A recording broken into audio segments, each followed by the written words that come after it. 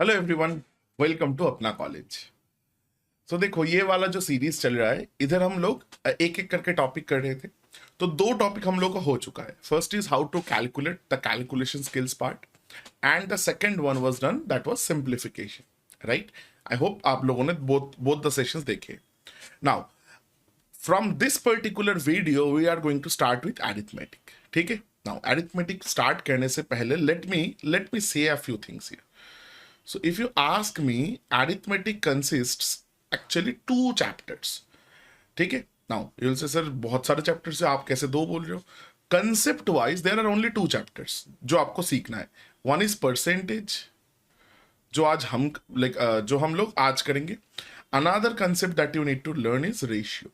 Now हर एक chapter जो है ना, ये कोई ना कोई इन दोनों में से कोई ना कोई टॉपिक के ऊपर ही होगा। जैसे for example let me say this, चलो let's take profit and loss.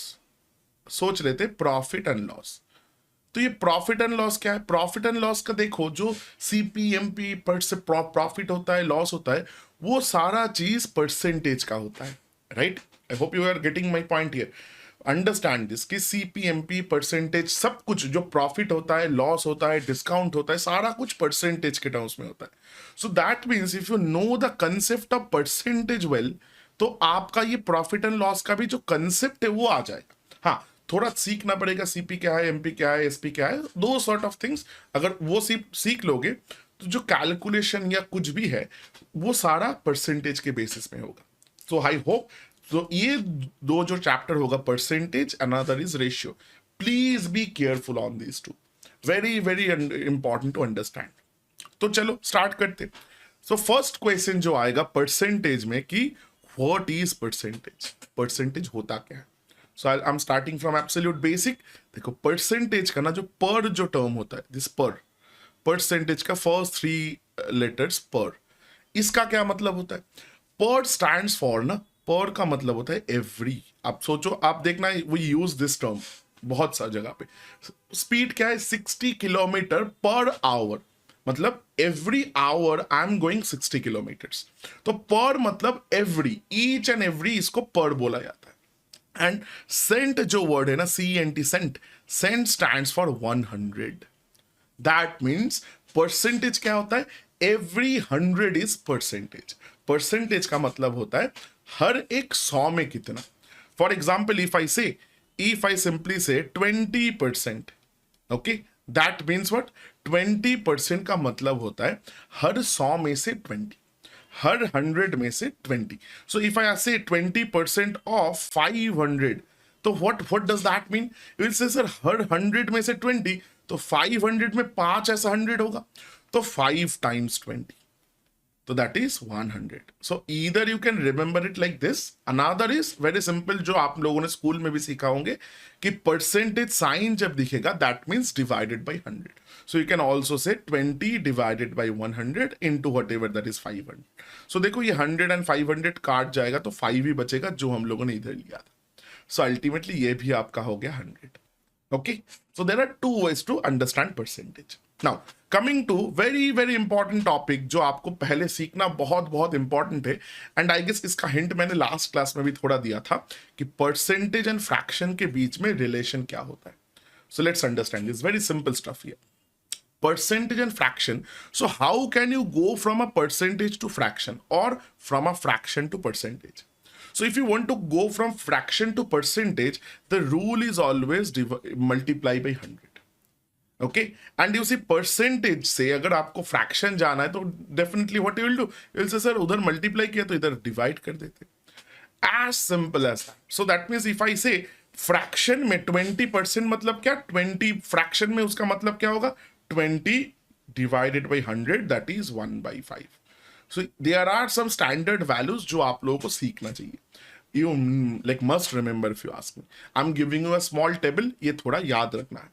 Now ये this is not history geography कि आप कैसे याद रखोगे इसको, मैथमेटिक्स को हमेशा करके याद रखना होता है।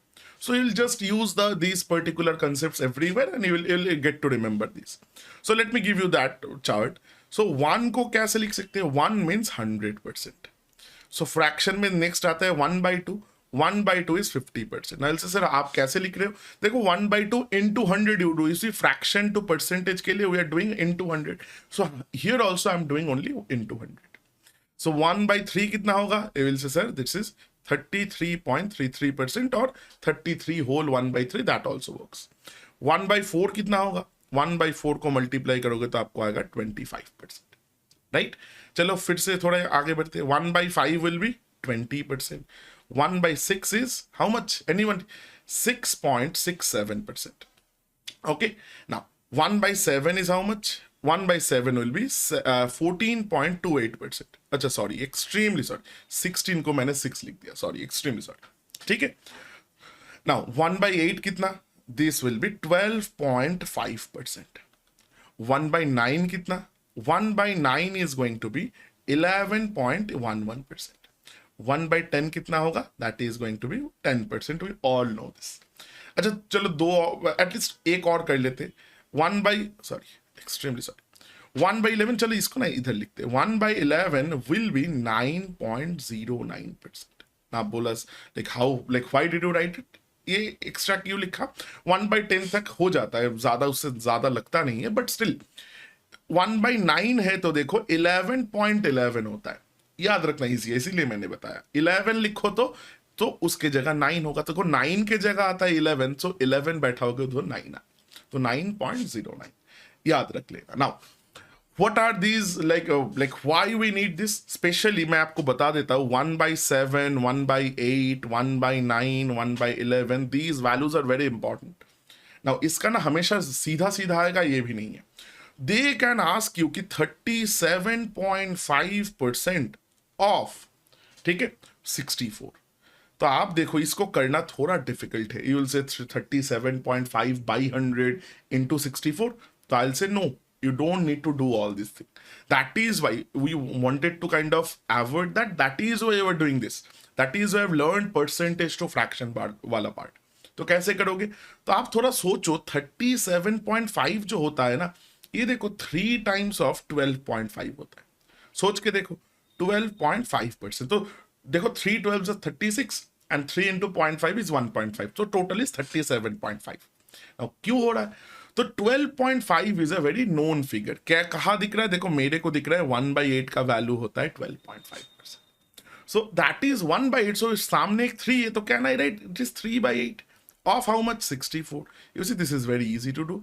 3 8s are 24. That is my answer. Now क्या होगा? Most of the competitive exams में, फॉर स्पेशली जो एग्जाम्स आप लोग प्रिपेयर कर रहे हो, उसमें क्या आएगा आप देखो अच्छे से. ये 37.5 ना आपको दिया जाएगा. दीज आर एग्जैक्ट फिगर्स जो बहुत पूछा जाता है. Similarly they can ask you 44.44%, okay, of कितना ले ले, चलो आई एम टॉकिंग अबाउट 72. तो ये जो फिगर है ना, ये आपको दिख के लगेगा अरे क्या है, ये तो थोड़ा गड़बड़ वाला है. No, you understand 11.11% is 1/9. So it is, इसका देखो 4 times है ना, ये 44.44% is 4 times of 11.11. So we can write this is nothing but 4/9 of 72. So this will 8 times. So this is 32. I hope this is getting cleared. So ये percentage to fraction, I like मैंने थोड़ा जल्दी समझाया, but अच्छे से ये समझना बहुत important है. Like I hope you guys have understood this. If you have any doubts, feel free to comment down below. No issues there. चलो then let's move on to the next topic. So the next is very important thing, that is percentage change. How to calculate percentage change? देखो there are 2 ways to do it. Okay, first is there is a formula. If there is increment of x%, then you can say the new value is going to be 100 plus x%. Or if there is decrement in the like percentage, then you can say 100 minus x%. But this I don't really like kind of recommend this. So let's like instead of going by like this, let's understand it little bit more. देखो कैसे होगा. समझो मेरा salary है 10,000 रुपया, ठीक है, this is my salary. Okay, now तो चलो लेट्स टेक एन एग्जाम्पल. आप लोगों ने बोला कि सर अच्छा पढ़ाता है, तो अपना college decided to give me a 20% hike. ठीक है, so they have given me a 20% hike. Now आप सोचो, ऐसे सोचो चीजों को कि for me before the hike this 10,000 rupees was my 100%. Can I से यही मेरे लिए सब कुछ था, मेरा 100% था, right? If that is so if I get a hike of 20%, अगर मेरे को 20% का इंक्रीमेंट मिल गया, तो what is going to be my new salary? So can I say 100% was my existing salary, मेरे को और 20% ज्यादा मिलेगा, तो my new salary is going to be 120%. Now, 120% of what? Of whatever my existing salary was. That is 10,000 rupees. So that means if you calculate, you are going to get 12,000 rupees. This is, I feel, a better approach to calculate percentage changes. Now 12,000, again instead of say 20% increment के जगह अगर मेरे को 20% decrement मिलता तो क्या होता? So you'll say sir then 100% आपका था already salary, तो 20% घटा दिया गया, so it will be 80% of what? Of my initial salary that was 10,000 rupees. तो करोगे तो आपका आएगा 8,000 rupees. So this is a very simple concept of percentage change. There is another concept of successive percentage changes. That means more than one change. उसमें हम आएंगे in the next part of the video. आज ही का video में होगा, no worries. ठीक है? So let's understand this. Let's calculate this question. Let's understand. Let's solve this question using the concept of percentage change. तो देखो क्या बोला, a number is increased by 15% and then it was decreased by 25% and the number becomes 22 less than the original number. The original number क्या था? This is a very simple case. देखो अच्छे से, original number क्या था मेरे को नहीं पता. I am taking 100x. That was my original number. Now you will say sir 100x क्यों? बिकॉज देखो 100 लेने का सब like we could have taken simple x, you can do that, no worries there. But problem क्या है, 100 लेंगे ना तो percentage calculation becomes much much easier to calculate. तो इसीलिए हम लोगों ने x ना लेके 100x लिया. ना 15% इंक्रीज करेंगे तो आप लोग बताओ ये कितना होगा. सो कैन आई से 15% ज्यादा, तो मेरे लिए मेरा 100% was this number that is 100x, उसका 15% ज्यादा हो गया, मतलब 15% increment, that means it will become 115% of what? Of 100x. तो इसको कैलकुलेट करेंगे तो मेरा आएगा 115x, 115x. I hope this is clear. Now decreased by, then it was decreased by 25%. Now गड़बड़ कहाँ होता है सोचो अच्छे से. तो बहुत सारे लोगों को जो मिसकंसेप्शन रह जाता है कि ये 25% जो डिक्रीमेंट होगा ना वो भी ओरिजिनल नंबर पे होगा. That is absolutely wrong. Please understand this, ये नहीं होगा. तो क्या करना है, तो यू अंडरस्टैंड 115x अगर एक नंबर बन गया तो अभी जो भी परसेंटेज चेंज होगा, मतलब इंक्रीज हो या डिक्रीज हो, सब कुछ होगा ये 115x के ऊपर, ना कि 100x के ऊपर. 100x is long. ठीक है? तो आप सोचो ना, आपका सैलरी अगर बढ़ गया तो नेक्स्ट ईयर का इंक्रीमेंट कैसे आता है? वो एग्जिस्टिंग सैलरी पे ही आएगा ना, या तो फिर आपका जो पुराना सैलरी था उसके ऊपर आएगा. पुराने में आएगा तो कोई नहीं मानेगा, right? So again that means 25% decrement, decrease हुआ था, that will be calculated upon this 115x. Now आप सोचो 25% डिक्रीमेंट हो गया, तो now for me it was my 100x 100%. मेरा सैलरी और this number is now 115x. Now 25% घटाएंगे तो it will become 75% of what? Of 115x. अच्छा, 75% को you can write 75 by 100. Better is 25% was how much? Do you remember this? 25% का मतलब था 1/4. तो 75 is 3 times this. So I can simply write 3/4 of 115x. ठीक है? So this is how it looks. इसको थोड़ा कैलकुलेट कर सकते हो. It will become 345x divided by 4. Now this is the new salary after one increment, another decrement. Now they are saying not salary, the numbers, extremely sorry. Number becomes 22 less than the original number. तो original number क्या था? So I'm doing it over here. इधर थोड़ा जगह का कम है. So original number मैंने लिया था 100x. Now this number that is 345x by 4. This is how much? This is थोड़ा less. कितना less? 22 less than the original. So minus करेंगे तो can I say it will be 22? Because this is 22 less than 100x. तो calculate करोगे तो कितना आ रही है? 55x by 4 is coming out to be 22. तो 11 2s are this, 11 5s are this. तो x का वैल्यू आपका आ गया 8/5, बट 8x का वैल्यू नहीं पूछा था हम लोगों को, पूछा था 100x का वैल्यू। तो क्या आएगा आप बताओ, 100 इंटू x का वैल्यू इज 8/5, तो करोगे तो 5 20s are this, so this is 160। Option में ऑप्शन 3 इज आवर आंसर कि 160। नाउ इसको, ये वाला क्वेश्चन हम लोग, there is a theorem called A B theorem, जो हम अभी सीखेंगे, तो उसको यूज करके भी हम कर सकते थे, ठीक है। That is for successive percentage changes if there is a more than 1% change, तो उसमें आएंगे, but before that understand this, जो सिंपल कंसेप्ट है उसको समझना भी बहुत इंपॉर्टेंट है। I hope this is clear. Let's move on then. Next question is this one, very simple question again. If the numerator of a fraction is increased by 20% and the denominator is decreased by 5%, then the fraction becomes 5/2. What is the actual fraction? Very simple. Now देखो इधर दो part है, fraction का numerator अलग से, like denominator अलग से। तो let's do that. So let's take the fraction, जो एक्चुअल फ्रैक्शन है ना, इसको ना हम 100x/100y ले सकते। देखो अल्टीमेटली दिस, इसका मतलब क्या है, अल्टीमेटली हम लोगों ने ना इसका मतलब x/y ही लिए है। This is my fraction, this is my fraction. अच्छे से समझो ये चीज।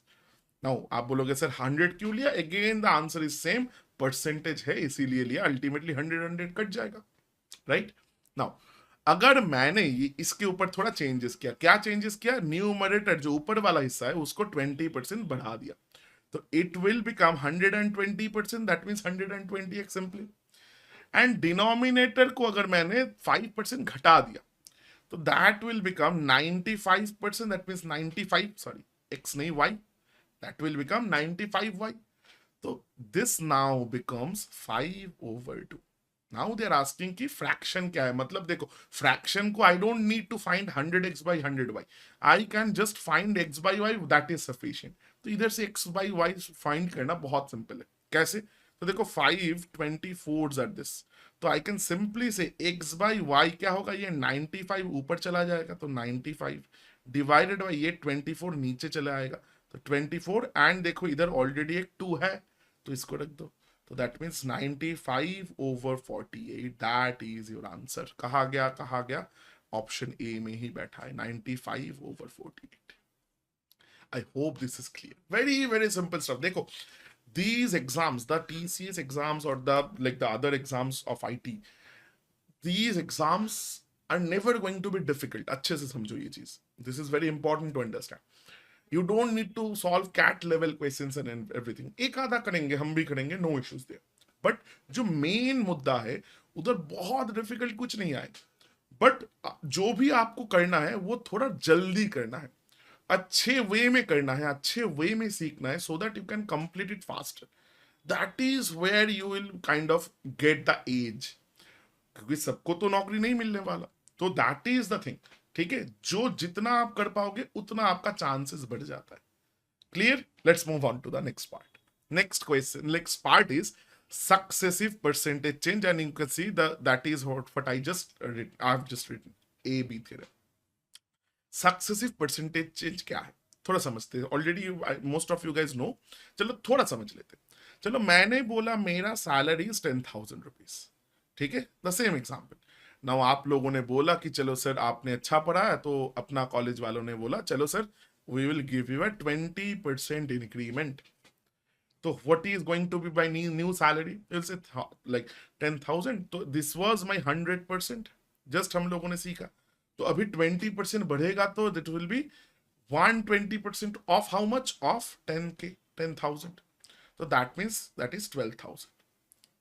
नाउ से नेक्स्ट बैच जो है आप लोगों का, दे ऑल्सो सेड चलो सर आपने अच्छा पढ़ाया, तो नाउ अपना कॉलेज वालों लाइक दे टोल्ड मी कि sir we will give you another 25% of increment, sir आपको हम लोग और 20% इंक्रीमेंट, ठीक है। नाउ अंडरस्टैंड दिस, तो if they want to give me another 20% of increment, तो आप बताओ वो इंक्रीमेंट मेरे को ये 10,000 के ऊपर मिलेगा या मेरे को 12,000 के ऊपर मिलेगा। Excuse me. Now it's very very simple, very very natural की मेरा सैलरी अभी 12,000 हो गया, मतलब अभी जो भी चेंजेस आएगा that will be on this 12,000, not the 10,000. 10,000 is past, वो हिस्ट्री हो गया. तो दैट मीन्स ये 20% आएगा इसके ऊपर. दैट मीन्स 12,000 के ऊपर 20% मीन्स, आप सोचो अच्छे से, 12,000 for this calculation, this is my 100%, यही मेरा सब कुछ. इसके ऊपर फिर से 20% इंक्रीमेंट आएगा, तो again 120% of what, not this 10,000 but this 12,000. तो इसको कैलकुलेट करोगे तो आएगा 14,400. Okay, so that means my new salary is going to be 14,400. Now you will say, sir, if they ask you what is the net change, क्योंकि देखो before the increment my salary was 10,000 and after the increment I got this salary. तो net percentage change क्या है? Net percentage change क्या है? So इसके में इस पे थोड़ा एक चीज मैं दिखा देता हूँ जो मैं भूल गया. तो there is a formula to calculate that. Okay. So percentage change का जो formula है that you can write as final value minus initial value always. ठीक है. The fraction is this divided by always the initial value, always. Okay. Now this is fraction. Now how to, but we are calculating percentage. तो fraction से percentage में कैसे जाए? I told you guys कि always multiply by 100. So you do that, you will get your answer. अच्छा, I should not write this. ठीक है? So this is the formula you can use to find percentage change. Now, if I ask you, if I use this particular formula here, what will happen? So I can say final is, this is my final value. Salary बढ़ने के बाद ये finally हुआ. And this was my initial value. मेरा initial salary ये वाला था. So I can say if the percentage change or the net percentage change is going to be what? 14,400 minus 10,000 final minus initial by always the initial. And for percentage multiply 100. So you will get 44% here. Now you will say, sir, इधर थोड़ा गड़बड़ हुआ है क्या? कि अगर ऐसा होता दो बार 20% चेंज, मतलब होना था 40%, 20 प्लस 20, बट आपका तो 44 आया. नाउ आस्क योरसेल्फ क्यों ये आया?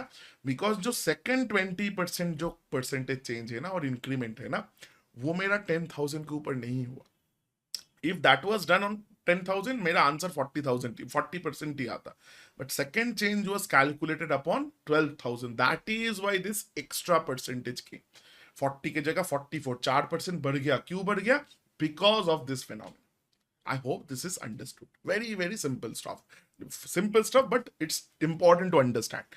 Very important to understand. Now then, what is AB theorem? AB theorem is a particular shortcut. AB theorem बोला कि अरे इतना कुछ कैलकुलेट क्यों करो?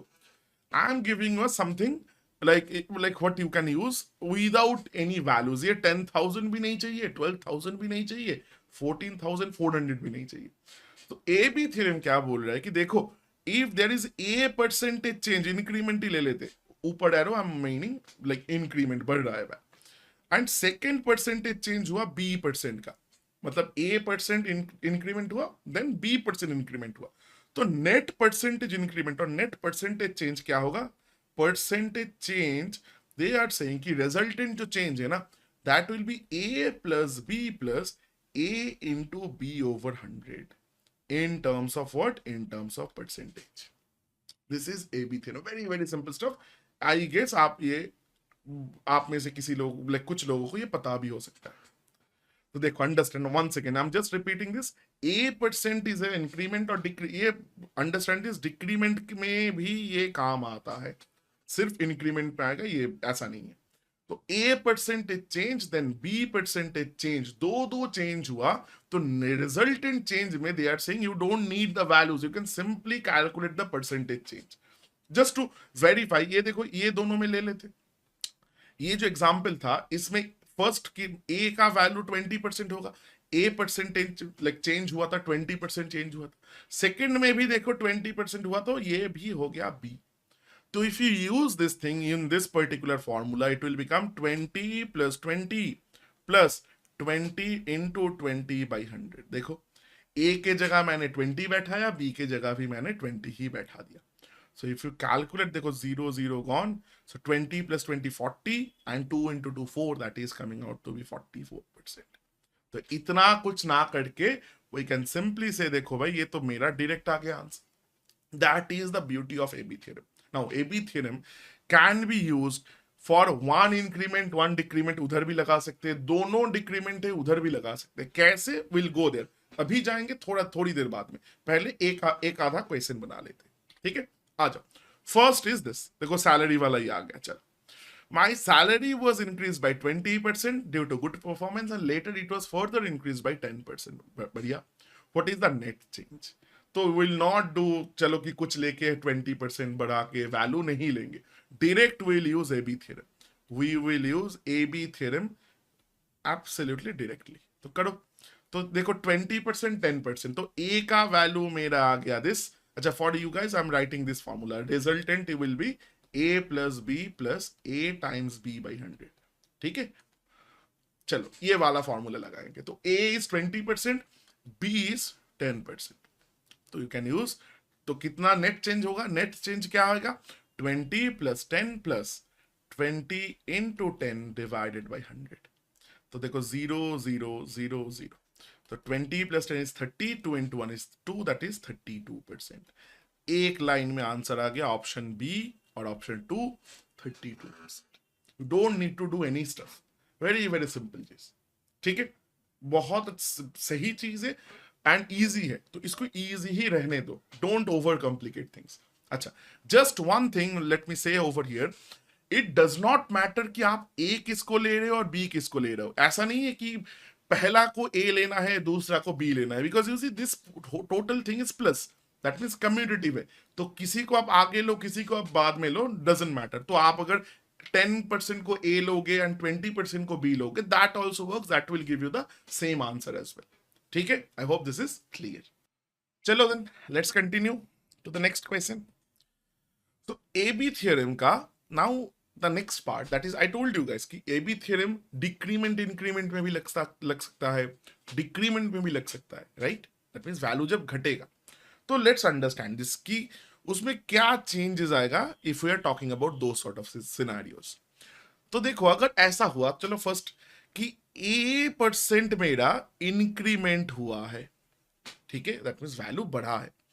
And then the next change that B% जो है वो मेरा वैल्यू घटा है, डिक्रीमेंट हुआ है. In that case what is going to be the use of AB theorem. सोचो अच्छे से समझो, ये बहुत इजी है. ऑलवेज रिमेंबर, वैल्यू अगर बढ़ेगा, if the value increases will take that as positive, and if the value decreases we'll take that as negative. Value घट रहा है तो नेगेटिव लेंगे. तो आप सोचो, दैट मीन्स ये जो रिजल्टेंट आएगा उधर A% means A, B is, so this is plus A because A is incremental change. Increment हो रहा है, बढ़ रहा है वैल्यू. B घट रहा है, तो that will be minus B. And then again A into B by 100. Now इसके पहले क्या टर्म होगा, प्लस होगा या minus? Understand this. So A is positive, B is negative. So plus into minus अगर आप करोगे मल्टीप्लीकेशन, तो क्या आता है? प्लस और माइनस, माइनस आता है. तो this is the AB theorem. Whenever you are doing this, whenever there is two different change. Now it may so happen कि A आपका घट गया, तो देखो उसमें क्या होगा. अगर मैंने बोला कि A आपका डिक्रीमेंट हुआ, then B में आपका इंक्रीमेंट हुआ. In that case the change or the resultant change will be minus A because A अभी घट रहा है, B बढ़ रहा है, तो plus B. And plus into minus again minus A into B over 100. तो देखो चेंज बहुत ज्यादा नहीं होगा. सो जस्ट रिमेंबर कि वैल्यू बढ़ा है या घटा है, that's all. Now what if both are decremental, मतलब A% भी, ये भी आपका वैल्यू घटा है, B% ये भी आपका वैल्यू घटा है, तो क्या करोगे? देखो अंडरस्टैंड, इज वेरी सिंपल. तो that means both are negative. ये भी आपका नेगेटिव है, ये भी आपका नेगेटिव है. तो इन दैट केस आर का वैल्यू, द रिजल्टेंट चेंज क्या होगा? दोनों minus, so minus A, B भी माइनस, तो minus B, then A times B over 100. Now you tell me कि दोनों अगर माइनस है तो माइनस इंटू माइनस करने से क्या आता है? प्लस और minus. Minus into minus is plus, so it is plus. Now ये जो AB थ्योरम है, late me say this conclusion थोड़ा, AB theorem can be used in many chapters. ये थोड़ा ऐसा मत समझो कि this is only for percentage. wherever there is 2% changes we can use AB theorem. कहाँ लगा सकते हैं? प्रॉफिट लॉस में there will be situations where we can use this. Successive discount वाला जो सिचुएशन होता है, दो डिस्काउंट्स, 3 डिस्काउंट्स लगा सकते हैं. कंपाउंड इंटरेस्ट में लगा सकते हैं. ठीक है. So there are multiple chapters, मैंने एटसेट्रा लिख दिया. तो there are multiple chapters where AB theorem can be used. It is one of the most fundamental theorems, अगर आपको समझ में आता है कि कैसे अप्लाई करना है. अगेन लेट मी से, कैसे अप्लाई करना है? जहां पर भी एक से ज्यादा परसेंटेज चेंज आपको दिख रहा है, you use that. No worries. Clear? Moving on then. Now, there is a question. Fifth question of the day. If price of a book is first decreased by 25%, then increased by 20%, then the net change in the price of the book will be, option है increment decrement ऐसा. तो अच्छे से समझो. तो definitely this is a template question of AB theorem. Why? Because देखो, एक बार घटा है, एक बार बढ़ा है, एंड 2% चेंज है. तो चलो पहले वाले को A ले लेते, दूसरे वाले को B ले लेते. Now decreased means this is minus, increased means this is plus. तो देखो, तो आंसर क्या होगा? एक लाइन में आंसर आएगा -25. 20 is increment, so +20 plus into minus, -25 times 20 divided by 100. Calculate this, तो ये दोनों करोगे तो -5 आ रहा है. इसको कैसे आएगा देखो, तो 5, this is 4 and this is 4 5 this, तो दैट मींस -5. तो दैट मींस -10%. इसका मतलब, ये माइनस का मतलब क्या है? Again this minus means decrement हो रहा है, decremental change we can say. This minus means it is a decremental change. तो देखो आंसर क्या होगा? Option A, 10% decrease will be your answer. Very very simple stuff. I hope this is clear. बहुत सिंपल है. चल, moving on to the next question. There is another type of question. These are what we call pass fail type questions. Very very important. Pass fail type question है. ये भी बहुत आता है, बहुत पूछा जाता है. ये टाइप बहुत सिंपल होता है. ये a student has to obtain 33% of the total marks to pass. He got 25% of the total marks and failed by 40 marks. What is the total marks? अच्छा, अंडरस्टैंड दिस. ये टाइप का question करने का ना सबसे बेहतरीन उपाय होता है, आप ऐसे ले लो. इधर देखो, पास मार्क्स जो है ना, तो पास मार्क्स को ना आप इक्वेट कर दो. Now what do I mean by this? इधर भी पास मार्क्स, इधर भी पास मार्क्स, दोनों जगह से पास मार्क्स निकालो, दोनों को इक्वेट कर दो, आंसर आ गया आपका. कैसे? चलो let's understand by through this question. तो मेरे को नहीं पता like total marks, pass marks क्या है, बट टोटल मार्क्स. तो let's take the total marks ले लेते हैं, because the percentage, this 33%, this 25%, both are going to be calculated on what? Of total marks. तो इसको ले लेते, क्या ले? 100x ले लेते. Now why 100? Again the same answer, percentage है इसीलिए. नाउ फर्स्ट केस में आप बताओ पास मार्क्स क्या आएगा? पास मार्क्स 33% है of what? Of 100x. That means pass marks is 33x. ये मेरा एक तो पास मार्क्स आ गया. That means this part is done. Now pass marks इधर से निकालते हैं सेकंड पार्ट में. तो ये बंदे को कितना मिला? बंदे को मिला 25% of what? Of total marks, that is 100x, that is 25x. 100x का 25%. नाउ अभी, is this the pass marks? Is this the pass marks? The answer is no, because जो बंदे को 25x मिला है, 25x मिला है, वो फेल हो गया. कितने मार्क्स से फेल हुआ? 40 मार्क्स से. मतलब क्या ना इसे, कि अगर ये बंदे को पास होना था, तो उसको जितना मिला, दैट मींस 25x इतना मार्क्स मिला, उससे भी और भी कितना मार्क्स लाना होता? और भी 40 मार्क्स ज्यादा लाना होता. Then he would have gotten to the pass marks. Understand this once again. इतना उसको मिला है, दिस 25x, उसको और कितना चाहिए था पास करने के लिए? और 40 चाहिए था. तो that means pass marks is जितना मिला है प्लस 40. तो both are pass marks, this is second pass marks. Equate this to गड़बड़, खत्म. तो देखो माइनस इधर करोगे तो 8x इक्वल टू 40. x का वैल्यू मेरा आ गया 5. नाउ x तो नहीं चाहिए, क्या चाहिए? टोटल मार्क्स चाहिए. देखो ये बहुत सिंपल है. Total marks is 100x, that means total marks is 500x की जगह 5 बैठा दो। Option 4 500 is your correct answer. Very very simple stuff. Pass fail type question बहुत सिंपल होता है अगर आपको करना आता है तो ऑलवेज रिमेंबर ये पास मार्क्स वाला थिंग, ठीक है, ये this will be enough. Moving on to the next question. थोड़ा बड़ा क्वेश्चन है, थोड़ा मॉडरेट लेवल, थोड़ा लेवल धीरे धीरे बढ़ेगा। In a test a student got 30% of total marks and failed by 25। अच्छा बढ़िया। In the same test, another student got 40% and secured 25%, 25 marks more than the essential minimum pass marks.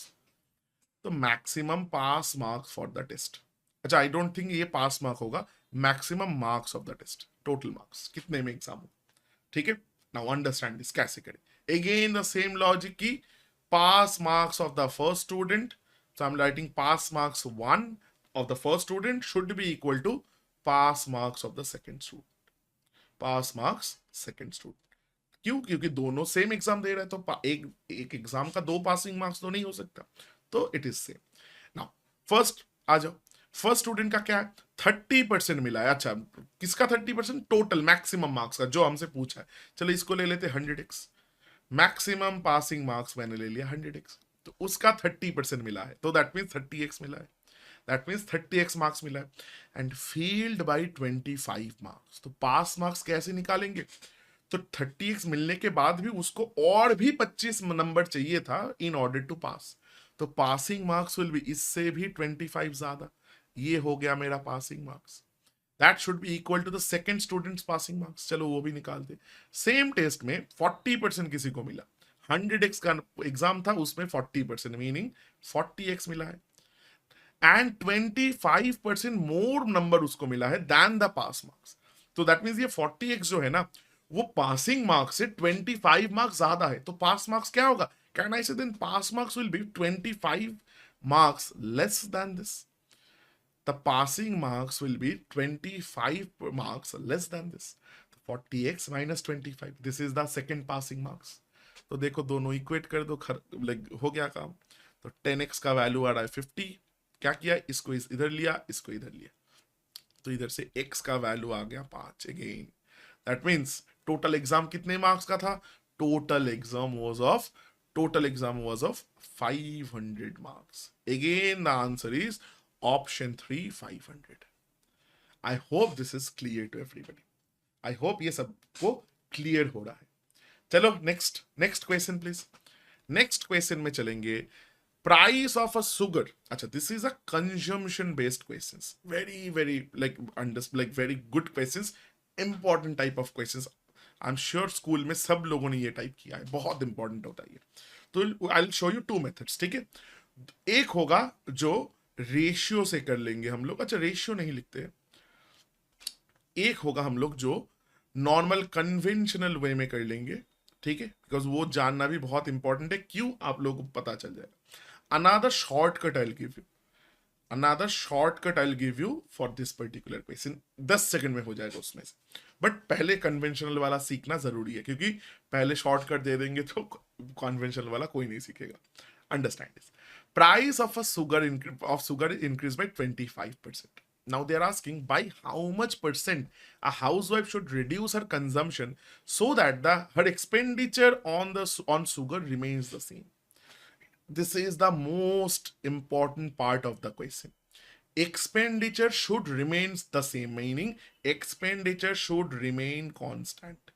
Expenditure बढ़ना नहीं चाहिए, पैसा जितना खर्च हो रहा है वो बढ़ना नहीं चाहिए।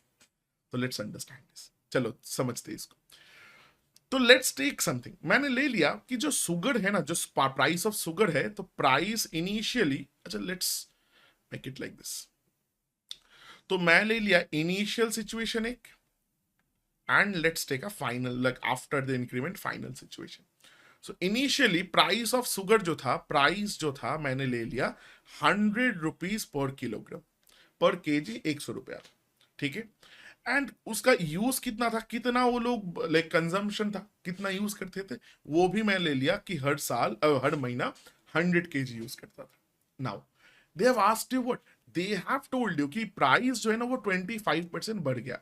तो प्राइस 100 रुपीज पर केजी से बन गया है 125 रुपीज पर केजी, बढ़ गया 25%। This I hope clear. Now ये कंजम्पशन कितना उसको शॉर्ट लाइक कम करना पड़ेगा, I don't know, I need to find this out. चलो मैंने इसको ले लिया x kg वो कंज्यूम करेगा अभी घटा के। तो देखो एक चीज, इन दोनों में ये पूरा क्वेश्चन में कांस्टेंट क्या है, कैन आई से इन दो, ये पूरा क्वेश्चन में in the whole question the expenditure is constant.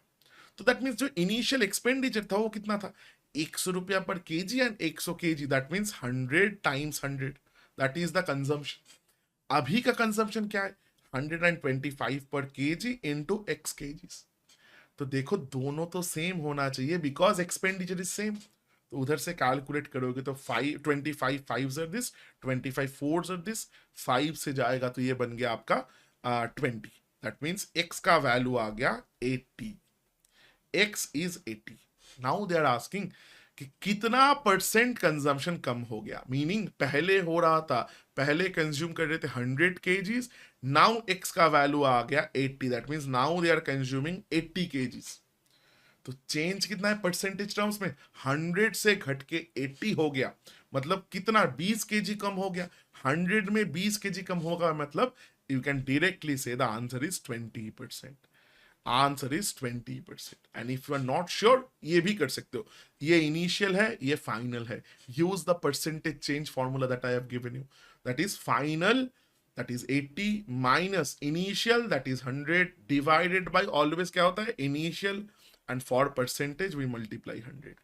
तो ऐसे भी करोगे तो देखो ये कट गया तो दिस इज -20%। नाउ से सर माइनस कैसे आ गया, माइनस का मतलब कुछ नहीं है, माइनस का मतलब है कि कंजम्पशन जो है वो घट गया है, कम हो गया है, तो that is what they would ask, the answer will be 20%।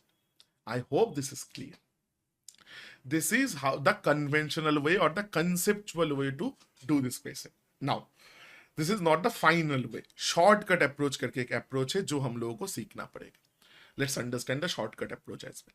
ठीक है, shortcut approach is saying very very simple, एक लाइन का है। ठीक है, if your consumption or the if the price has gone up by x%, अगर आपका price x% बढ़ गया तो कंजम्पशन जो है ना, तो कंजम्पशन जो है you have to reduce by 100x over 100 plus x%. That is a simple formula.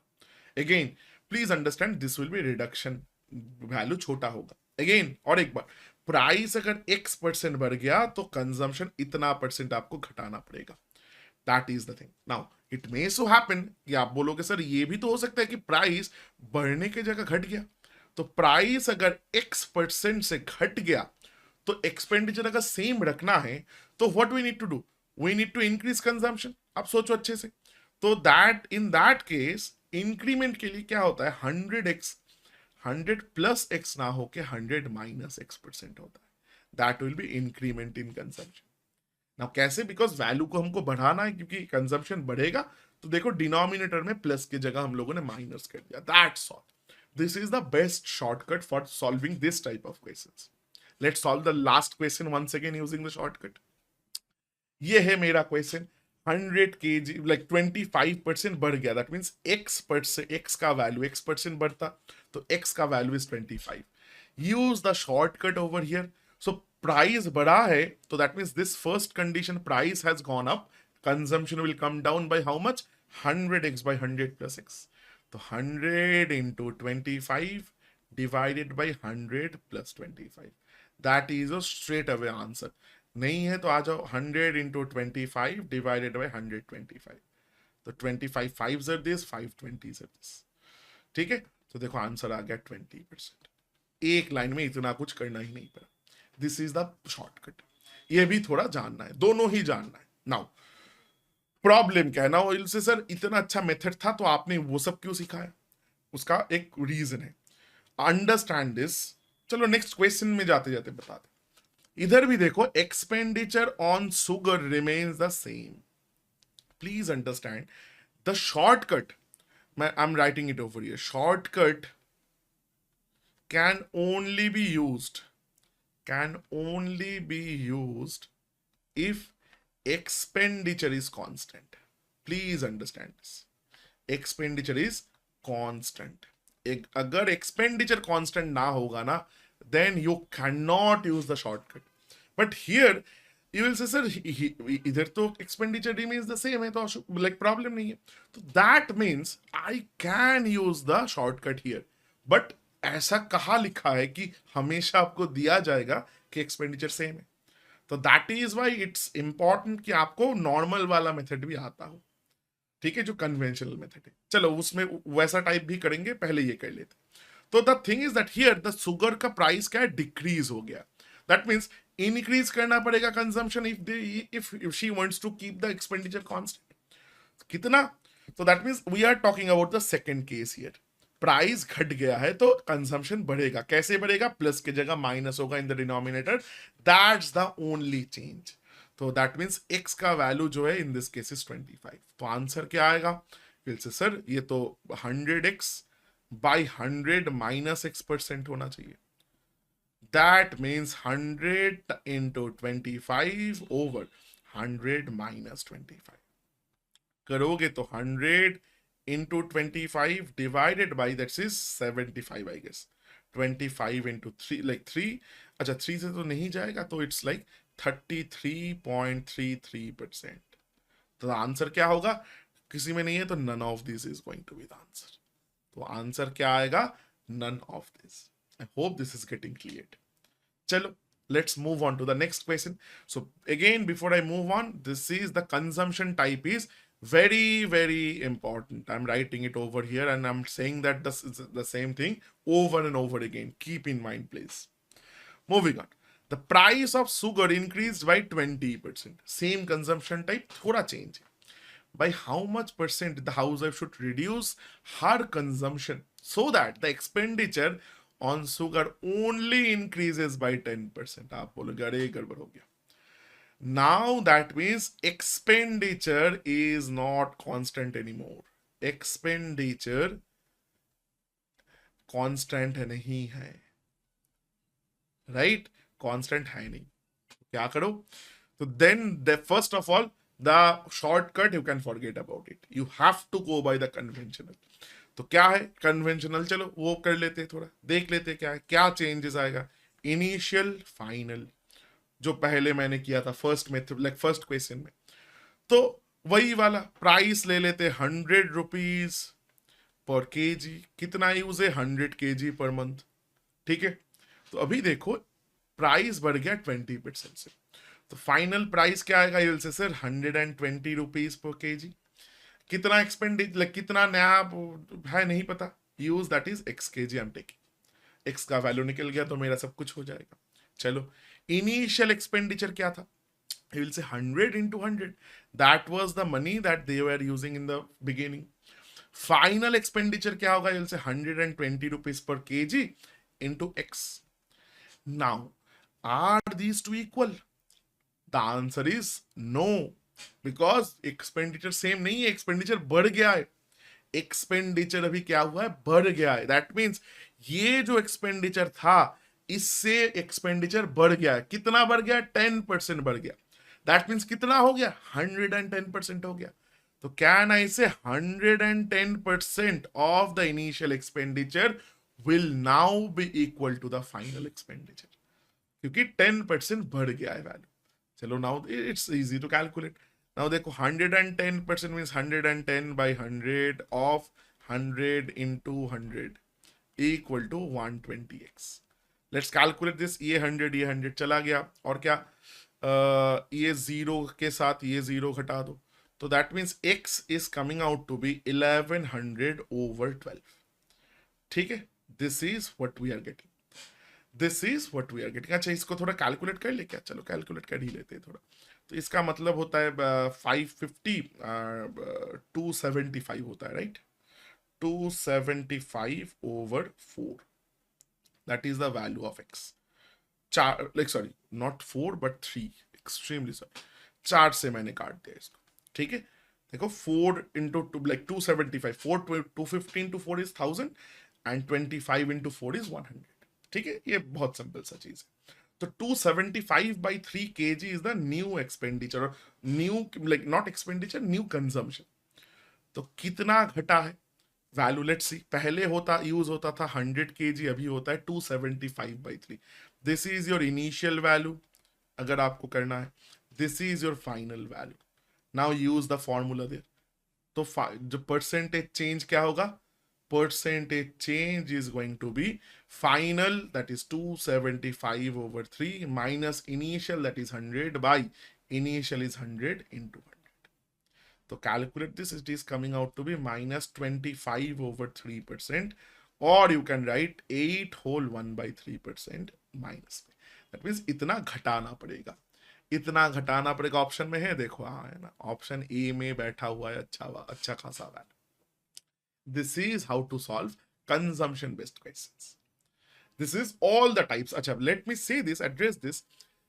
ये जो टाइप है ये आपका डिजिटल में आ सकता है टीसीएस का, जो निंजा जो फर्स्ट स्टेज है उसमें कभी नहीं है। लाइक आई डोंट थिंक ये आएगा इतना, ये थोड़ा हायर लेवल क्वेश्चन है। बट ये question, this type of question may come in that segment, ये बस एक्सक्लूसिवली डिजिटल के लिए है। ठीक है, I hope this is clear. Let's move on. Now, this is another way of like giving consumption based questions. इसमें भी shortcut use नहीं कर सकते, थोड़ा अच्छा खासा question है। Let's see. A reduction of 25% in the price of wheat enables Mohan to buy 2 kg more wheat for ₹240। बढ़िया है। तो price of wheat after reduction क्या है, they are asking। Let's see। तो again the same logic, initial का कुछ ले लो, final का कुछ ले लो। देखो सेम चीज है, हर एक question we are doing same way only. तो पता नहीं प्राइस क्या था, तो 100x ले लेते per kg, this is the price I am taking. Now will say sir 100 क्यों नहीं, 100x क्यों, because you see we have some value here. तो 100 लोगे ना तो इनिशियली आप क्या होगा, बहुत ज्यादा कंफ्यूजन बन जाता है। तो it's better you take a 100x, क्योंकि देखो लास्ट वाला क्वेश्चंस में कोई वैल्यू नहीं था, परसेंटेज में दिया है, परसेंटेज में पूछ रहा है, तो there is no absolute value involve. But ये टाइप का क्वेश्चन में देखो एक 2 kg का एग्जैक्ट वैल्यू, 240 रुपीज का एग्जैक्ट वैल्यू दिया है, तो it's better you take a variable. ठीक है, चल नाउ 25% घट गया, रिडक्शन हो गया प्राइस में, तो final price will be 25 rupees more, that will sorry less, that is 75x rupees per kg। नाउ they are asking, like they are saying 240 rupees खर्च करेंगे अगर, तो मोहन को पहले कितना, like you can say wheat मिलता था। सो 240 रुपीज में इतना पैसे में पर केजी का वैल्यू है 100x, इतना व्हीट मिलता था। अभी कितना मिल रहा है, विल से सर 240 रुपीज, उसमें अभी का per kg price is 75x। Now what they are saying कि ये जो अभी मिल रहा है, this is 2 kg more than what he used to get. जो पुराना जितना क्वांटिटी मिलता था, इससे ये 2 kg ज्यादा है। तो कहना इसे पुराना quantity plus 2 is the new quantity. तो ऐसे करोगे तो देखो वेरी वेरी सिंपल। चलो इसको मैं इस तरफ लेके चलता हूं, एंड 240 कॉमन लेके आई कैन राइट, अच्छा 240/25x कॉमन ले लेते हैं। ठीक है, it will become 1/3 minus 1/4, it is coming out to be 2। इसको थोड़ा इधर लिख लेते हैं, 240 divided by 25x is going to be, it is 1/12, it is 2। ठीक है, सो 12 2s are 24, ये आ गया 10। तो इधर से थोड़ा कैलकुलेट करोगे तो देखो 25x का वैल्यू आ रहा है 10 रुपया। Now you will say sir आपने x क्यों नहीं निकाला, बिकॉज मेरे को x नहीं चाहिए। दे आर आस्किंग व्हीट का price after reduction, meaning they are asking 75x का वैल्यू। तो 75x इधर से कैसे निकालो, देखो 25 को 3 से मल्टीप्लाई करने में मेरे को 75 मिलता है, तो इधर भी 3 मल्टीप्लाई कर दो, तो that will B 30। The answer is 30 rupees per kg, which is in option A, which is there in option A। very very simple stuff। again let's move on to last type of question। थोड़ा अच्छा question है, देख लेते। In a library, 20% of books are in Hindi, 50% of remaining are in English, 30% of the remaining are in French, and rest this much are religious। ये अच्छा question है, थोड़ा lengthy question है, again for digital candidates. Digital के लिए थोड़ा ज्यादा relevant है। ठीक है, very simple, this is not difficult, this is a little bit lengthy. Now total number of books in the library नहीं पता, चलो ले लेते 100x। देखो अंडरस्टैंड दिस, अगर ये रिमेनिंग वर्ड ना होता ना, if this remaining word was not there, then it's a very easy like question, very simple, क्योंकि you can add 20 50 30, but it is remaining वाला stuff, तो उसमें थोड़ा इशू है। let's see, तो चलो मैंने लिया like 100x is the initial number of books। now 25% books is in Hindi, तो हिंदी वाला बुक्स कितना होंगे? Hindi books is 20% means 20x। बचा कितना है? So remaining is, after Hindi, remaining is 80x, right? Because 20x तो हिंदी बुक्स है। Now ये remaining का 50% means आधा is English। चलो let's take, तो then you tell me English books कितना होंगे? बोलोगे सर 80x जो बचा है ना उसका हाफ, 50% means आधा, तो that means 40x। देन आप बताओ रिमेनिंग फिर से क्या हो गया? यू विल से सर फिर से रिमेनिंग 40x, क्यों? 80x से 40x इंग्लिश का चला गया, उसका 30% फ्रेंच है। चलो देन फ्रेंच बुक्स निकालते, चलो यूज द सेम कलर, अरे सॉरी, फ्रेंच बुक्स कितने होंगे? फ्रेंच बुक्स विल बी, ये रिमेनिंग 40x का 30%। अब बोलो सर ये तो 12x आता है। अच्छा, if you guys don't know how to do it, 40x into 30% means 30/100। तो देखो क्या है ना, 0 0 चला गया, तो अल्टीमेटली 4 3s are 12 ही आता, तो 12x चला गया। ठीक है, तो all the books are gone, like the both Hindi English French. कितना बुक्स चला गया then? 20 40 12 60 72x books are gone, तो रिमेनिंग कितना होंगे? Now comes the remaining books, तो टोटल था 100x, उसमें से 72x ये लेके चला गया, तो बचा कुचा कितना होंगे? 100x minus 72x, that is 28x, that is 28x। they are saying ये जो बचा बुक्स है इसी का in terms of value those are 6300। Okay, rest 6300 जो बुक्स है वो रिलीजियस वाला रिमेनिंग बुक्स है। तो चलो, तो the can I say then कि ये जो 20x का वैल्यू है वही मेरा 6300 है। देखो both are going like you can divisible by 7, so 4 7s are this, 9 are this. ठीक है, तो ये करोगे तो 450 225 आएगा, तो x का वैल्यू मेरा आ गया 225, but I don't need x, I need 100x। तो 100x का वैल्यू कितना आएगा? 225, 100 मतलब लास्ट में 2 0 डाल दो, 22,500 है क्या? अरे extremely sorry, printing mistake. So option 2 22,500 is my answer. Now this is one of the ways you can go about the question. ठीक है, अच्छा, सो एक चीज देख लो इधर से, मेरा जो आया दिमाग में एक चीज मैं मिस कर गया एक्चुअली। 4x का वैल्यू मेरा आया था 900। सो इफ यू वांटेड कि अरे सर 4 से क्यों डिवाइड करे, तो 100x से तो इसको दोनों तरफ सर मल्टीप्लाई कर देते 25, that also you can do. 4 25s are 100, तो इधर भी आपको 25 से मल्टीप्लाई करना पड़ेगा, बट आई फील ये 4 से डिवाइड करना इजी है देन 25 से मल्टीप्लाई करना, but if you are comfortable you please go ahead with that, no issues there. ठीक है, moving on to the last question of the day. this one, last question of the day.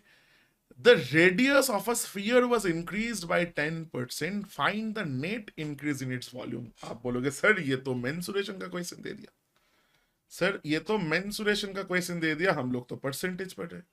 Understand, मैंने एक चीज बताया जब AB theorem बताया था कि AB थ्योरम का जो एप्लीकेशन है वो बहुत जगह हो सकता है, नॉट ओनली एक चैप्टर में।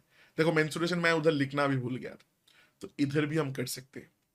ठीक है, नाउ इसमें मेंसुरेशन भी हो जाएगा, एप्लीकेशन भी दिख जाएगा, और AB थ्योरम का एक बहुत लोगों को ये क्वेश्चन हो सकता है कि सर अगर देयर आर 3% चेंजेस तब आप AB थ्योरम कैसे लगाओगे, तो वो उसका आंसर भी इधर आपको मिल जाएगा। तो देखो रेडियस का, स्फीयर का जो रेडियस होता है एंड वॉल्यूम पूछा है, तो वॉल्यूम में कितने बार रेडियस आता है? कहना इसे वॉल्यूम का फॉर्मूला जिसको नहीं पता, 4/3 pi r cube. That means where r is the radius. This r is your radius. तो कितने बार रेडियस आया? 3 बार आया, बिकॉज r क्यूब। तो आप ऐसे सोचो कि इधर 3 बार रेडियस है, तो हर एक बार रेडियस को मैंने अगर 10% बढ़ाया, रेडियस को 10% बढ़ाने का मतलब क्यूब जब होगा तो आप उसको ना 3 रेडियस पकड़ लो, 3 रेडियस क्या होगा, हर एक रेडियस 10% से बढ़ेगा. That means the net change, like change in percentage volume का होगा 10% change 3 successive times, 3 successive times. Okay, that is going to be your net change. आप बोलोगे सर 3 कैसे लगाए? नो वरीज, आप पहले 2 लगाओ. AB थ्योरम का ड्रॉबैक यही है कि you can not use 3 at once, 2 करके ही आपको करना पड़ेगा. तो देखो, तो मैंने ऐसे लिख लिया 10%, 10%, 10%, 3 बार का चेंज. पहला 2 में AB लगा दो, तो it will come out as 10 plus 10 plus 10 into 10 over 100. That is coming out to be 21%. अच्छे से समझो, अच्छे से समझो ये चीज, 21% होगा, right. And Y plus, because everything is increasing, radius भी बढ़ेगा तो वॉल्यूम सिंपली बढ़ेगा. नाउ 21% एंड ये 10 बचा है ना, तो again use that AB theorem, but where ये दोनों के बीच में जो पहला 2 का रिजल्टेंट आया उसके साथ थर्ड 10% ले लो. तो उधर से देखो क्या ना, इसे 21 प्लस 10 प्लस 21 टाइम्स 10 ओवर 100.